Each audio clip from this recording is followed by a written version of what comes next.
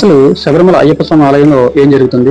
అయ్యప్ప స్వామి వారి ఆలయంలో జరిగిన బంగారం మరియు విలువైన వస్తువుల అపహరణలో భక్తులకి మరియు శబరిమలకు సంబంధించిన ఆదివాసులకి అనేక ప్రశ్నలు ఉన్నాయి. శబరిమల గుడిలో సహాయక పూజారిగా చేరి బడా భక్తులతో చేతులు కలిపి ఉన్నికృష్ణన్ కొట్టి అనే సహాయక పూజారి ఇదంతా చేస్తున్నట్లు ఆరోపణలు ఉన్నాయి.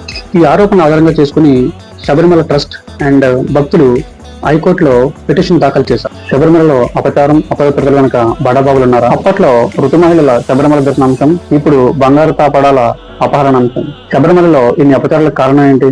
Welcome to our channel keyword. 2019లో మొదటిసారిగా హైకోర్టు పరిగణలోకి వచ్చింది బంగారం దోపిడీ. ఇది 2019లో మొదలైందా? అంతకుముందు నుంచే గుడిలోనే బంగారం దొంగలున్నారా అనేది భక్తుల ప్రశ్న.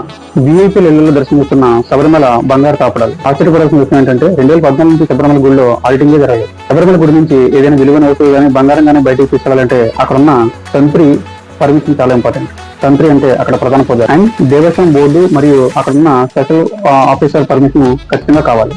ఎలాంటి టెండర్ లేకుండానే గుడి నుంచి బంగారం తరలించారు. అది కూడా కేవలం తంత్రి అండ్ బోర్డ్ పర్మిషన్ తో మాత్రం బయటకు తరలించారు. అధికారులకు కానీ కోర్టుకి కానీ ఎలాంటి సమాచారం అందించలేదు. విజిలెన్స్ లెక్కల ప్రకారం 42.8 కేజీస్ బంగారం బయటకు వెళ్ళింది గుడి నుంచి. కానీ తిరిగి వచ్చిన బంగారం 38.2 కేజీస్. మిగిలిన ఆ 4.5 కేజీస్ బంగారం ఏమైనట్టు? ఎవరు దొంగలించినట్టు? ఎవరి చేతిలో ఉన్నట్టు? విజయమల్య శబరిమలకి ఇచ్చిన 30 కేజీల బంగారం ఎవరి చేతిలో ఉంది? అది అసలు ఏమైంది? శబరిమల అయ్యప్ప స్వామి యోగనిద్ర సమయంలో ఉండే ఆ యోగదండ ఏమైంది? అత్యంత విలువైన మరియు వెలకట్టలేని స్వామివారి మెడలో ఉండే ఏకముఖి బ్రహ్మాల ఏమైంది?